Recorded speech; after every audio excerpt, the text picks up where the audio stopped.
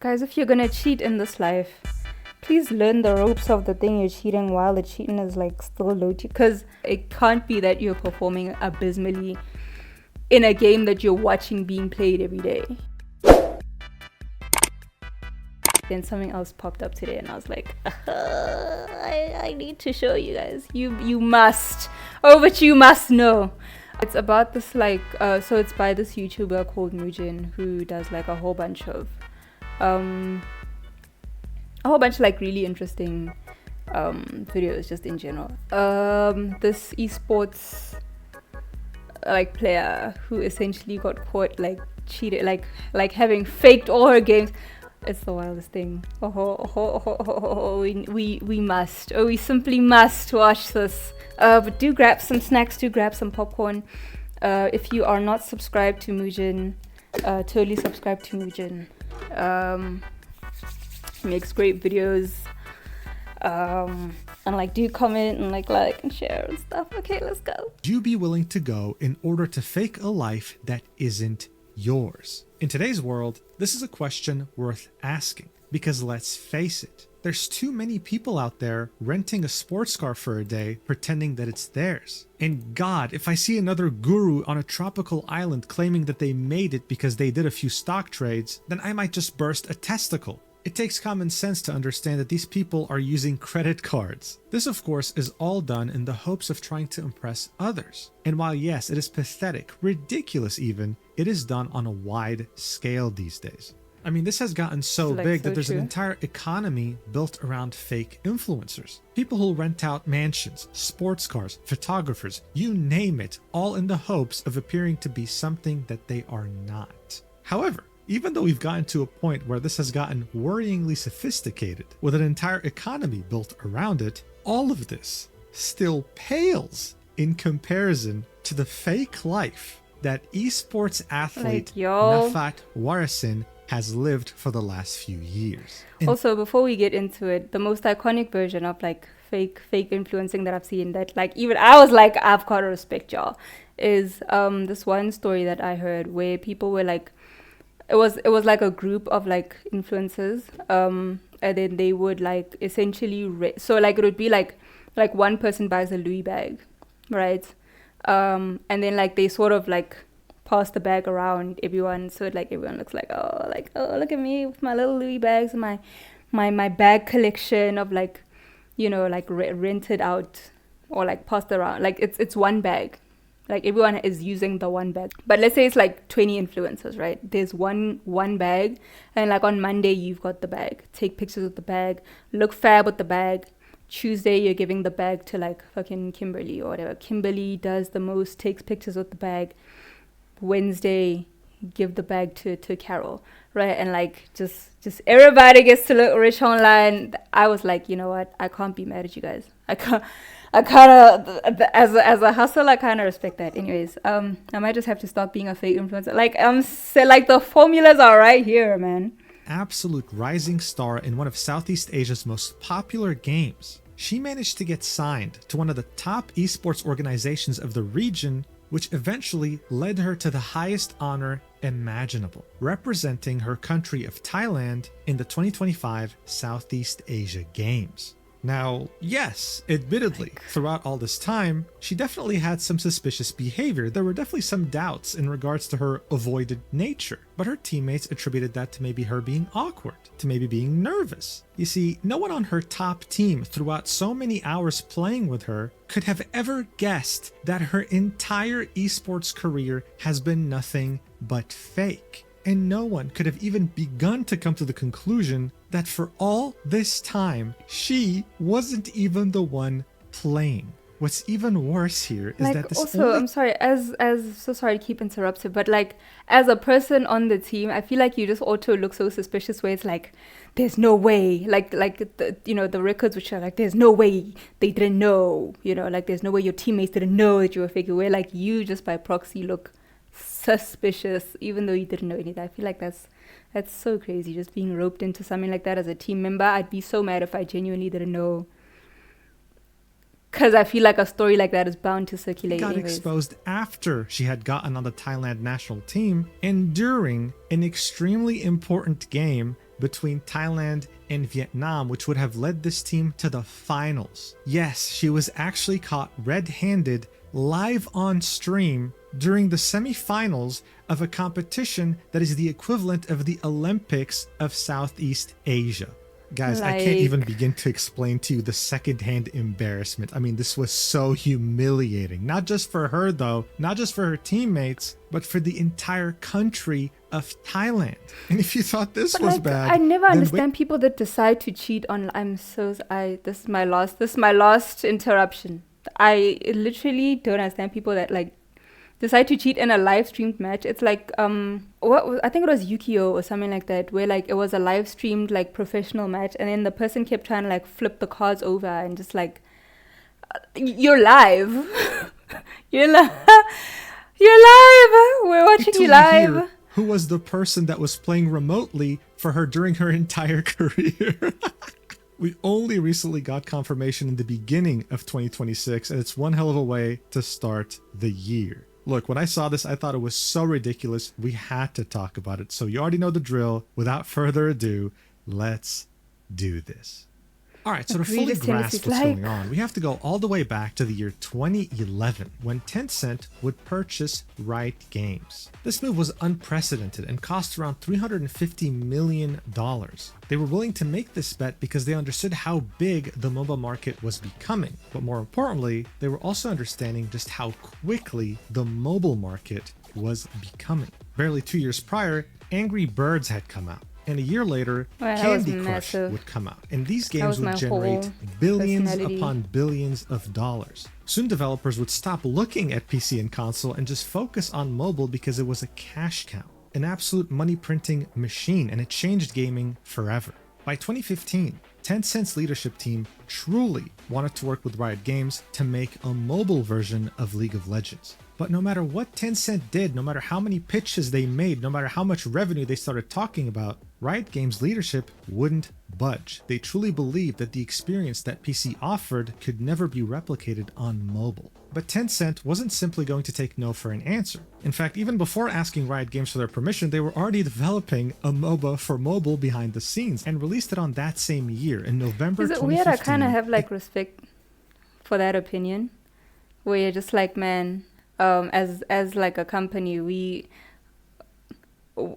honor the player experience, and it's just not going to be the same on like a different, because we made it for this, right? Like it's supposed to be experienced this particular way, and like any other way would kind of feel wrong. I don't know, I kind of respect that a little bit. Exclusively for China, and that game would be none other than Honor of Kings. 10 years later, Honor of Kings is still the highest grossing mobile game of all time, beating Candy Crush, PUBG, Clash of Clans, you name it, making a whopping $18.6 billion. The game would prove to be so successful that Tencent would release a non-Chinese version for the rest of the world. It would be called Arena of Valor, and it would be published by G Arena. Now, this game wouldn't really find a lot of success in the West, but would instead find its success in Southeast Asia. It is the biggest mobile game in Thailand, for example, and so it continued to garner an obscene amount of money. Riot Games, on the other hand, would finally release a mobile version of League of Legends called League of Legends Wild Rift in 2020, 5 years after Honor of Kings had released exclusively in China. In 5 years, they made $1 billion in gross revenue and aren't even in the top 50 highest grossing mobile games of all time. So if you ever needed proof that the people running Riot Games have maybe like barely 2 brain cells, this is it. And the reason why I told you all this is because this incident involves Arena of Valor. You see, esports tournaments in Southeast Asia always have a form of mobile games, whether it be PUBG or Arena of Valor, and they're taken very seriously. This is where the Southeast Asian games come in. It's seen as Candy Crush is top 2. Our mothers need to get off their damn phones. No, but there's such genius in Candy Crush. Like, we could never sleep on the genius that is Candy Crush. What are you talking about? Nah, what? Like, we should on Candy Crush, but it's kind of very genius in the way that it's built. Very, very slot machine-esque, very addictive, very quick and easy mechanics. I don't know. I don't know. I can't hate Candy Crush. Also, like I don't play Candy Crush, but I play there's this game on Township, which is basically Candy Crush, and I play that. The formula checks This out. I don't region's know. Olympics, and it happens once every 2 years. It features a wide array of different sports, and of course, one of these categories involves esports, more specifically, Arena of Valor.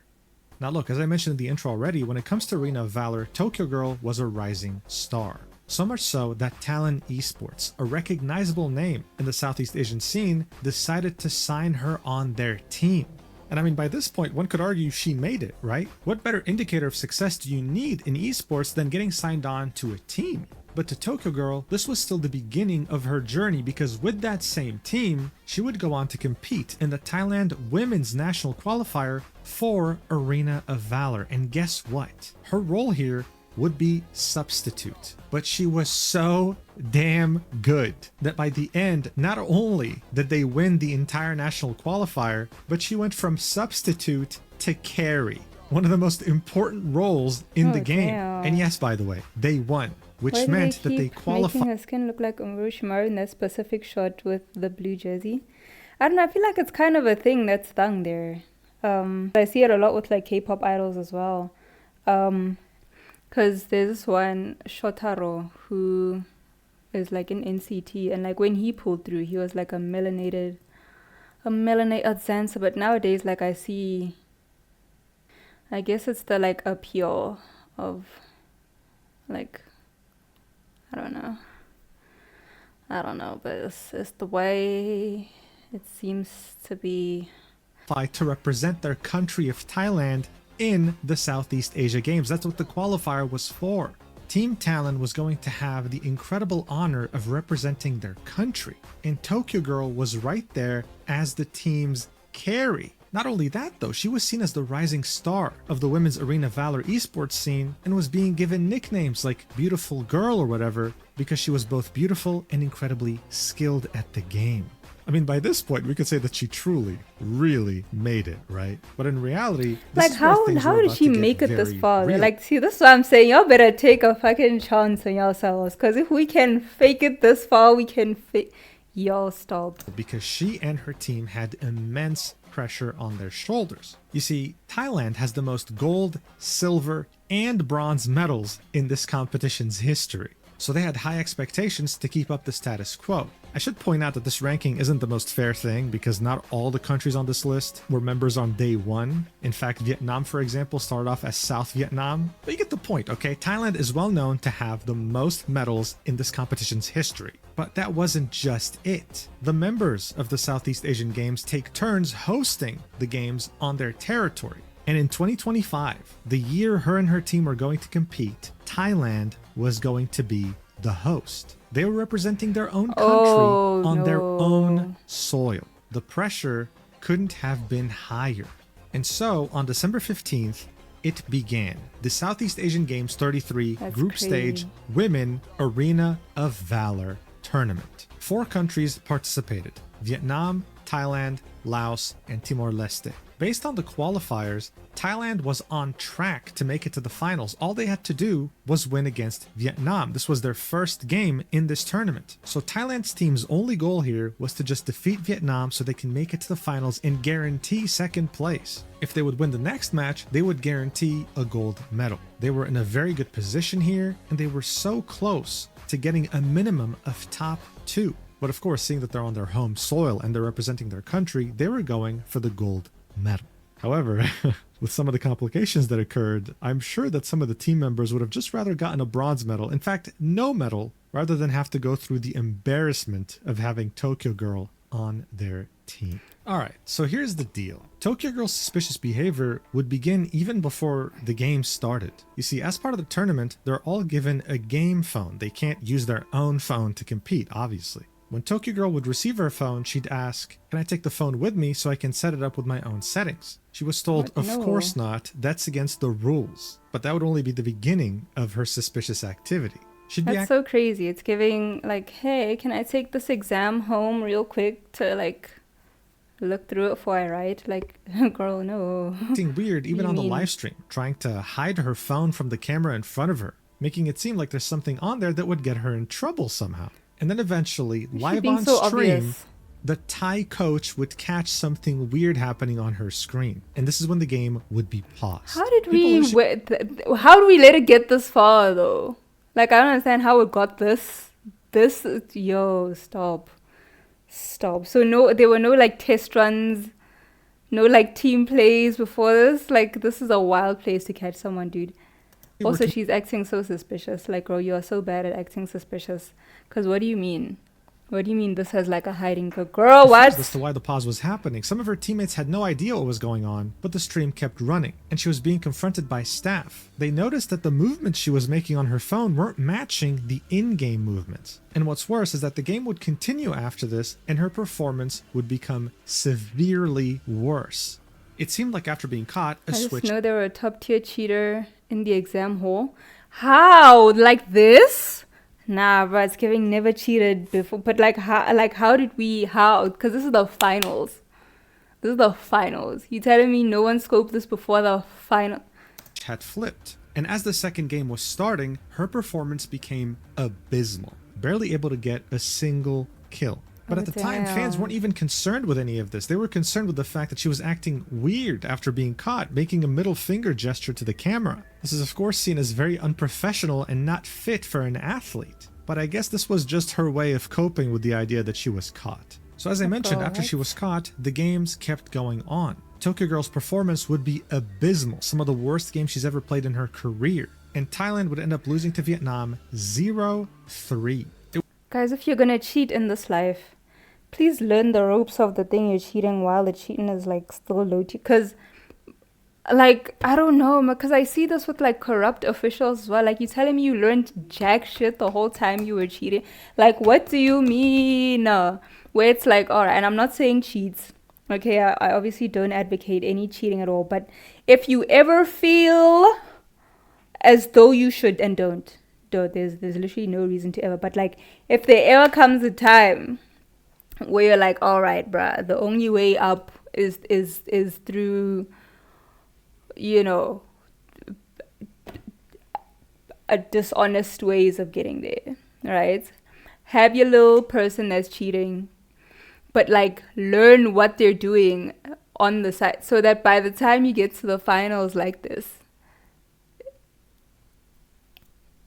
like you can, there's something that you can show for yourself. I'm not saying be on the same level, but it can't be that you're performing abysmally in a game that you're watching being played every day, or like every time I guess you like showcase yourself playing the game, or like, you know, display just how good, like display your prowess in any way. Like, you're watching the game being played. You're watching it. So 3-0 on home soil. Like, bruv, what are we talking about right now? What are we talking about? 3-0. You watch the game I cannot. It's like these people that like, I don't know, now you got like a fucking managerial job or whatever, like, you know, through like back doorways. It's like you can't know jack shit. Like, now you've been working there for like 5 years or whatever.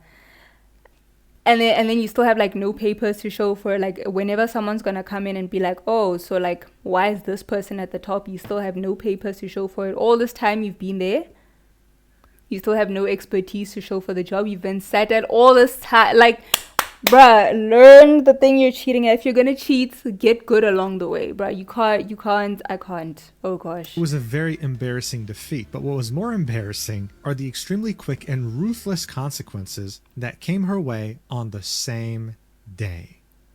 Very shortly after Thailand's crushing defeat to Vietnam, the Thailand National Olympic Committee would post this letter on their socials, saying, "Decision on personal penalty for a Thai athlete of the Thailand Arena of Valor women's team, esports event at the 33rd SEA Games Thailand 2025.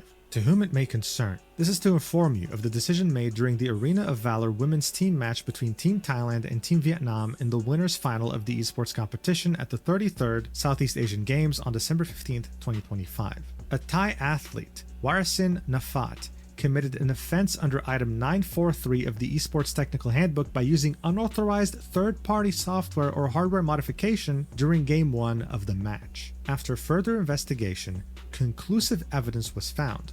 which led to the imposition of a personal penalty resulting in her expulsion from the entirety of the esports competition at the 33rd Southeast Asian Games. The decision is final. The above is for your information and understanding. Thank you and best regards. Signed, the esports technical delegate of the 33rd Southeast Asian Games. So hey, that investigation didn't take long at all. And this letter would serve to be the beginning of a tsunami. Damn, this was last month.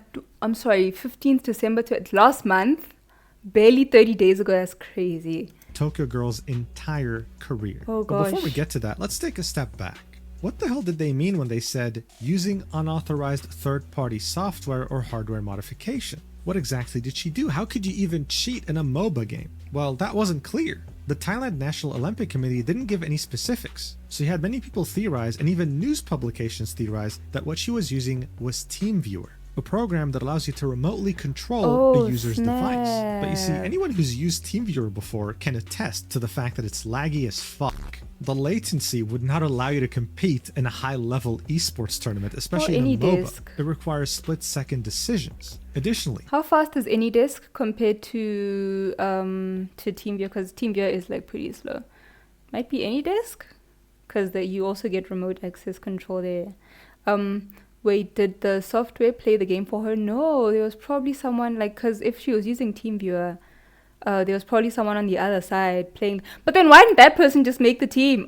Dude. Many people were wondering how we could even start talking about remote interference when this was a tournament. Aren't tournaments like this usually held on a local network? Well, it turned out that no, actually. Not in the case of the women's tournament. The women's tournament for Arena of Valor was on an online private server. So things were starting to get very interesting, to say the least, but no proper conclusions were reached just yet as to how she cheated. In the meantime, though, the tsunami on her career would continue, and Talon would very quickly release a statement saying she is out of our organization effective immediately. Additionally, she'll be repaying around 9 months of her training costs for the entire duration of when she was under our organization. Now, they didn't specify a number, but around 9 months of training expenses? Yeah, that's not a small amount of money, I'm sure. As far as I'm aware, this also included prize money. And of course, seeing all this happen, G Arena wasted no time whatsoever and also put out a statement on their Facebook page. In it, they would of course express outrage and announce that they were banning Tokyo Girl from participating in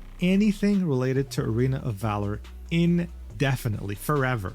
But of course, this tsunami ending her career didn't just involve companies. It also involved her heartbroken teammates, like for example, Give Me a Kiss, the captain for the Talon team, and by that same token, the captain for the Thailand national team. On December 15th, she posted, see, this is what I'm saying. Like, now if I'm roped into some bullshit because of you, like that's where I would tweak out, because it's one thing for you to like kill off your own career, just do whatever.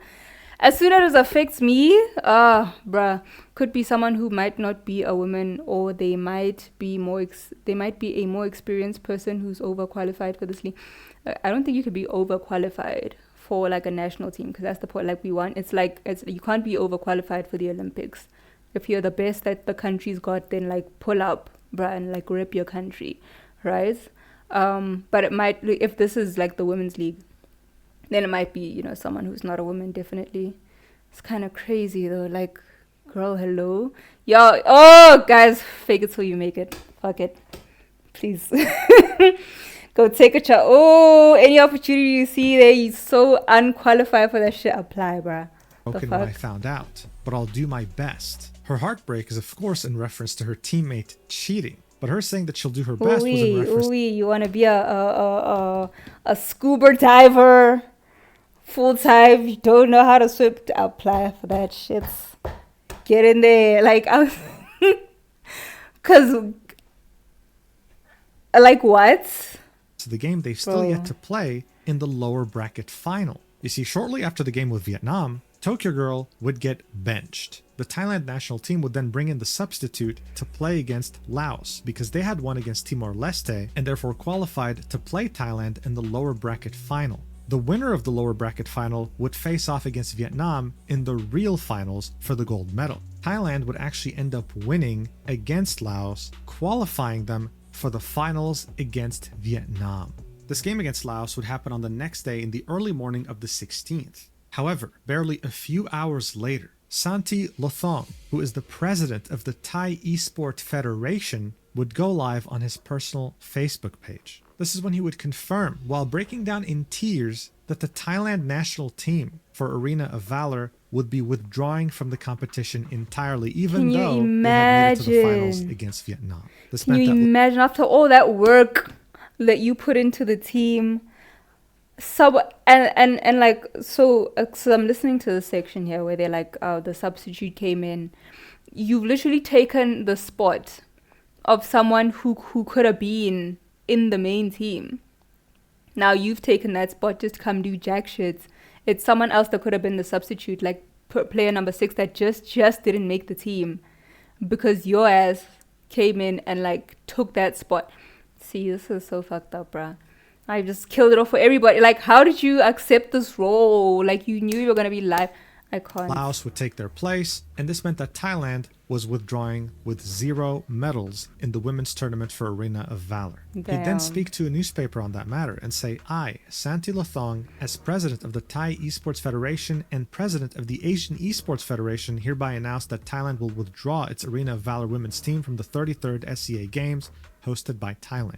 We respect all regulations, we respect friendships, and we respect the spirit of sportsmanship. What happened went beyond our scope of responsibility, as this is a serious matter. As the host nation, we cannot allow the tournament to continue under such circumstances. We understand that the Thai and Laotian teams still competed this morning. Thank you, Chairman Chan, for not filing a complaint against Thailand or withdrawing from the tournament this morning. That is the spirit of the Association of Southeast Asian Nations. Thank you to the Laotian athletes for taking to the field and showing respect for Thailand. As the president of the association, I would like to send my encouragement to the remaining athletes who are still competing. I understand that you have all tried your best. Last night I spoke with Coach Poom. This is truly a very difficult situation, with Thailand being the host country and me as the president of the Asian Federation, who is absolutely responsible for overseeing this tournament. After that, I will speak individually with the athletes in my capacity as the esports manager of Thailand. So as you can see, this was a very big deal. It was very embarrassing, heartbreaking, and humiliating to anyone that had anything to do with Thailand.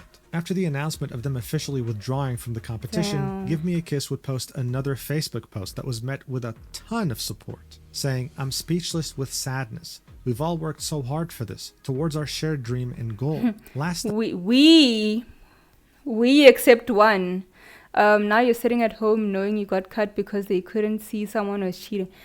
Yo, but like, because she cheated, like, I can't even blame the people that didn't see she was cheating, because you saw that like you're ill qualified for this, and like you still decided to go through with like your application, to go through. You saw that you're accepted and you still went, yeah, let me take this opportunity away from like people that are actually deserving from it. That's kind of crazy.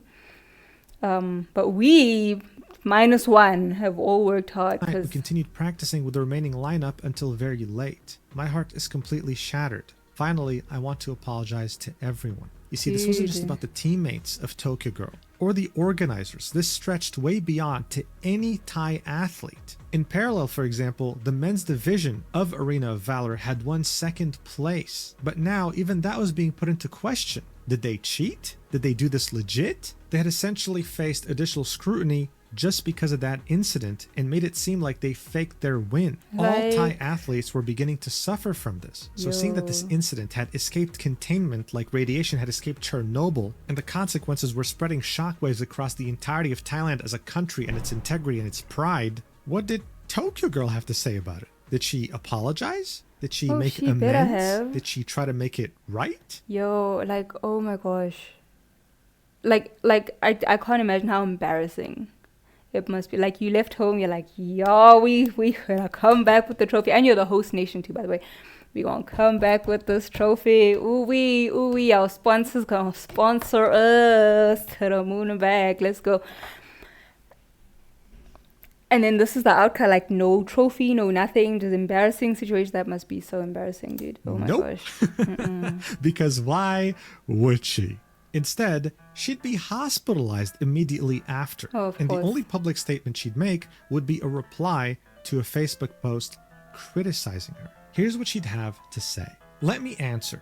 If I had cheated, I would have won a long time ago. To be honest, how could I have cheated? I was playing by myself, but because of the stress and pressure of the game, I panicked. At that time, no one around me knew what was happening, so I was taken to the hospital. I've only just been able to use my phone and my hand is still plugged into an IV drip. So I'm completely unable to share or clarify anything about the fraud. You don't know what I've been through, and yet you're saying that? Anyone in that situation wouldn't know how to react either. As for the middle finger incident, I was just joking with the person sitting next to me. When I turned around, the camera was pointed at someone else's face. I was just teasing my friends because I was so stressed at the time. I was so panicked that I fainted, which is why I had to be taken to the hospital. You fainted? I mean, seriously, what an incredible 10 out of 10 statement. Oh, wow. Truly redeemed herself with that one. I'm just a girl. Like, of course. She did nothing wrong. How could she have done so? There's one way to prove your narrative, girl. So we're gonna give you the game. Like we're gonna give you just the raw version of the game. And we're gonna hand it to you because most now, like, your fingers still work in hospital, right? I'm assuming. Like, bruh, like, don't even rope us into this. We would never. Okay, she is just she's just a person we've never seen before, bro. Like, there's no way. But I'm just gonna hand you a raw version of the game. And then we're gonna say play, you know, because this is provable. Like, let's just say we take what you're saying, babe G. We take your word for it, and we hand you the game. And we're like, play the game. If you can show us that that was just a one-time thing, and then also the software sort of, seeped into your device specifically somehow. Coincidentally, because that happens sometimes, right? Like, you're just sitting, just like minding your business, and then like you open your phone or whatever, and it's like, whoops, team viewer. Like, that happens, right? That happens to the best of us. So if you can just like show us how that happens, then we'll believe you. Then it's like, we'll just let bygones be bygones. And we're just an unfortunate situation, I guess. Make sure the game is literally the only app installed on the phone, including the calendar app. Yeah, no, but then she also needs to show us how, like, the other apps sort of infiltrate the phone, right? Like, you need to put it exactly where it was, like, because maybe she put it on the table, like at the esports place. Like, if we just maybe if we reset up the Wi-Fi exactly how it was, and she puts the phone where it was, maybe TeamViewer installs itself. We just never know. We just never know. These things happen. What? But yeah, like, literally would have to be that game, no internet unless the game like needs internet to like work. And the camera is pointed at you the whole time. And you're not allowed to faint again, because we saw that performance one time is good, bruh. Please. Then we'll let bygones be bygones. I mean, who is this Cha-Cha Chilla trying to gain sympathy by telling us she's in the hospital? Look, under no circumstances should someone hurt themselves over anything. But come on, you fainted because you were stressed? Of course you would be, because you were caught. And no one's going to believe that whole middle finger story. You were looking directly at the camera. Like, and as she was trying to defend herself in this stupidly made post, more details would emerge as to how she cheated. So each player was given a phone, right? And since this wasn't played on LAN, this was played on an online... See, I'm saying, like we never know. See how it's connected to the charger there full time? Like, mayhaps, bro, Mayhaps TeamViewer just puts itself up on there. Server, each player was given an account for hearing her out, for real, to log in with. Tokyo Girl would then take these credentials and send them to someone else so that they can log in and play for her. She would then install Discord, okay, and get into a call with the person playing for her. That person would then screen share their game. Tokyo Girl would watch the screen share and full screen it, and would then attempt to mimic their movements on her screen, faking the fact that she was the one who was playing. And get this wasn't just done for this tournament. This is what she's been doing for her entire career. Because after the first round, after she was caught and had to actually close Discord, her performance would become abysmal. So after her terrible reply, and after the reveal of what she had done to cheat, Tokyo Girl would delete her Instagram page, her Facebook page, and her TikTok, essentially wiping all traces of herself online.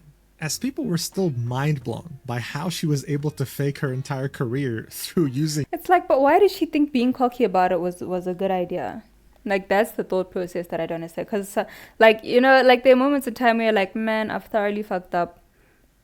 I'm sorry. You know what I mean? And like it wouldn't fix anything like at all. Like that would still be like a horrendous situation. But at least we'd understand that like there is some semblance of remorse from you. But if you're gonna sit there and be like, y'all don't even know what the fuck I've been going through. I fainted because I'm sick.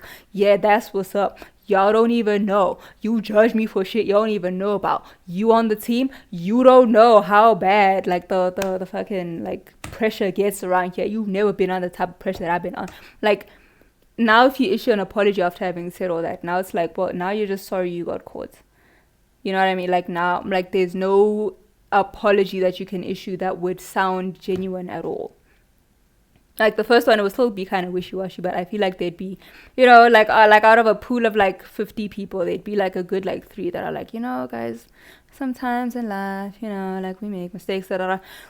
But like, girl. On Discord, the Vietnamese newspaper VN Express would interview some players in the Arena of Valor community, including the team captain Give Me a Kiss, to try and understand Tokyo Girl's insane story a bit better. The article would say, Tokyo Girl had long been a prominent name in Thailand's Arena of Valor community. Team captain Jomkon Pumsino, known as Give Me a Kiss, said she was widely regarded as one of the country's strongest female marksmen and jungle players. Her live streams and TikTok videos regularly showcased high-level gameplay, leading to her inclusion in the national squad without a formal tryout.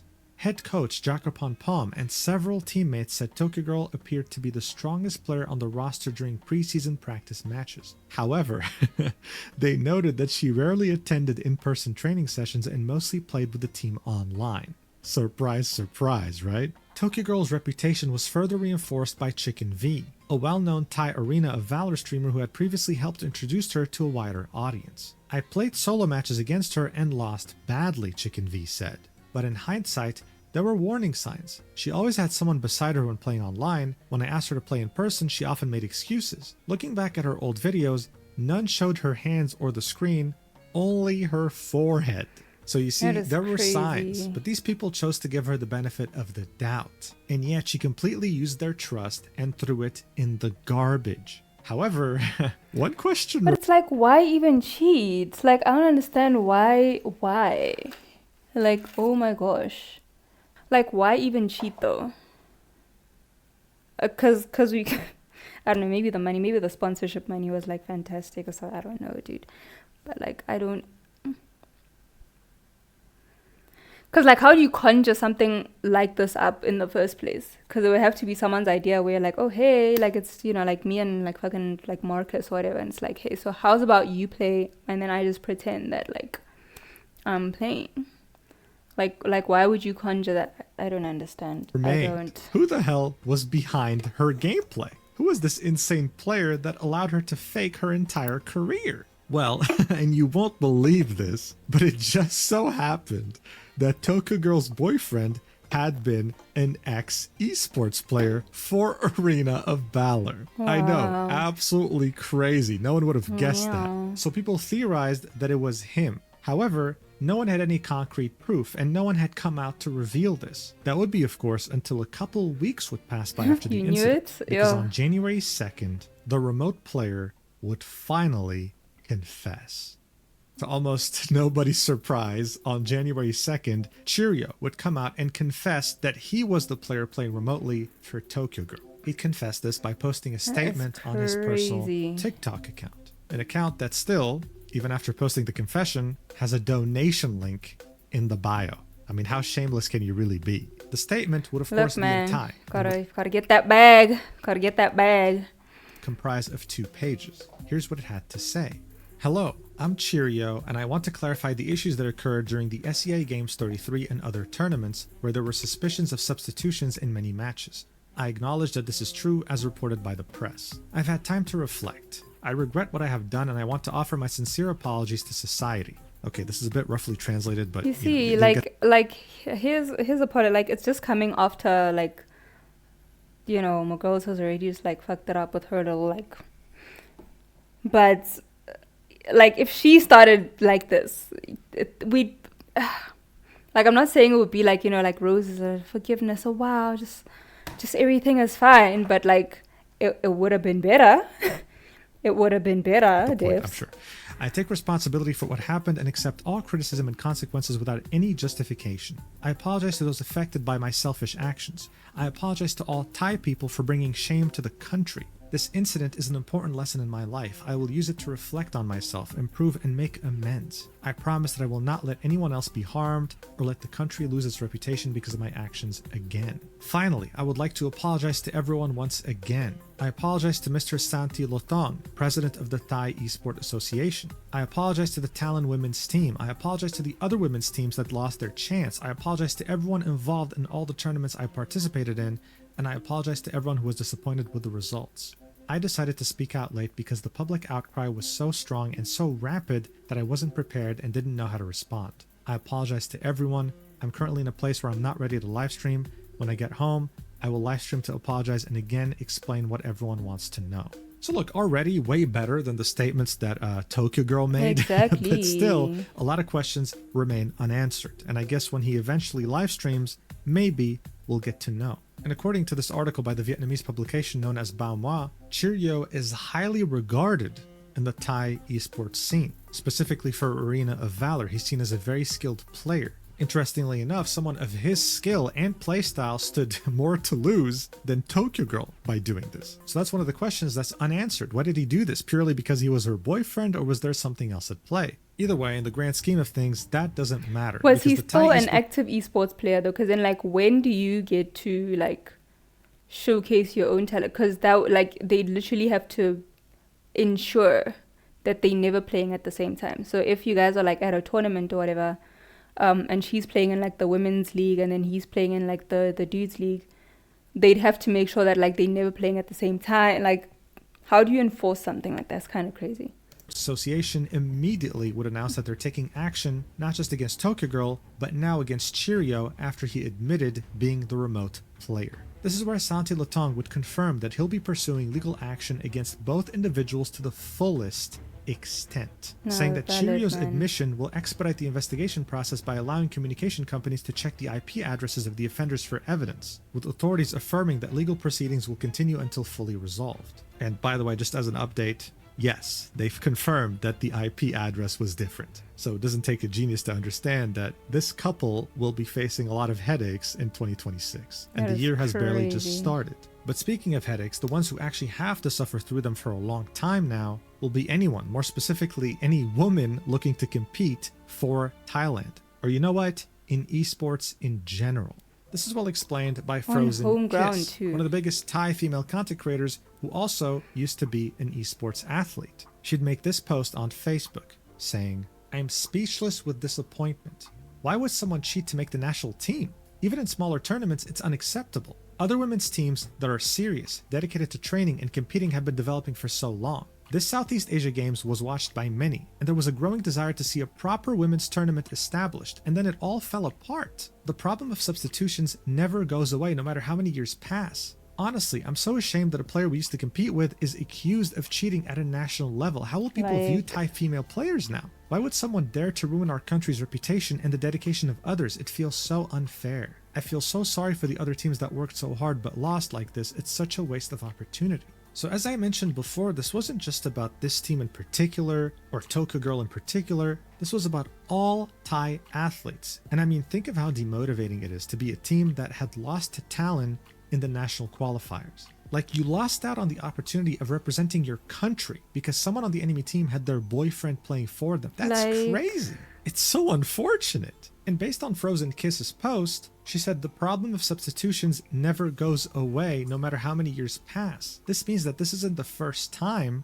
that a female athlete faked her entire career in esports. It's just that no one managed to fake it until they had reached the national team. It's only normal to be furious if you're Thai, and I mean, it's only normal to be furious if you're a woman in general, honestly. I hope that the country's reputation can recover, and I hope that better measures are taken to make sure that everyone's playing fair in the future. This was an absolutely crazy incident, and I hope that this is the last time we hear of it. And for you watching, yes, you take this as a lesson. You can fake being something that you're not. Hell, you can probably do it for a long time, but eventually it'll catch up to you one way or another. The best you can do for yourself is to live a life full of authenticity while also making sure that you have no regrets. Don't take out a $50,000 loan to show off to people that don't matter on Instagram And definitely don't somehow convince your boyfriend to play for you on a pro level. I mean, what the fuck? Anyway, thank you so much for watching until the end. I really appreciate it. I'll see you in the next video, whenever that is. Should be soon, because I'm gonna have a big sponsor announcement in that one. Stay tuned.